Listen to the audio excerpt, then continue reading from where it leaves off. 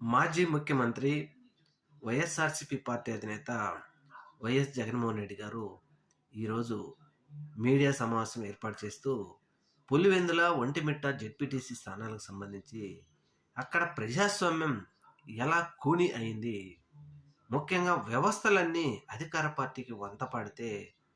ప్రజలు ఇళ్లలో నుంచి బయటికి రాకుండా పోలీసులు కాపు కాస్తే జమ్మలమడుగు ఇతర ప్రాంతాల నుంచి కొన్ని వేలాది మంది ప్రజలు వచ్చి పులివెందులలో కానీ ఒంటిమిట్టలో కానీ ఎలా దొంగ ఓట్లు వేసుకున్నారో లెక్కలతో సహా వీడియోలతో సహా జగన్మోహన్ రెడ్డి గారు విత్ ప్రూఫ్లతో ఆయన ప్రజల ముందు పెట్టారు. ఈ నిజాలన్నీ చూసి భారతదేశంలోని ప్రజలు కానీ రాష్ట్రంలోని ప్రజలు కానీ నివ్వెరపోయారు. నిజంగా జమ్మలమడుగులోని ఉన్నటువంటి వ్యక్తికి అక్కడ ఓటు హక్కు ఓటుతో సహా ఉన్ని ఉంటే మరి ఇప్పుడు పులివెందుల్లోకి అతను వచ్చి ఎలా ఓటు వేయగలిగాడు అనేది ఇప్పుడు ప్రజలలో మెదులుతున్నటువంటి అనుమానం.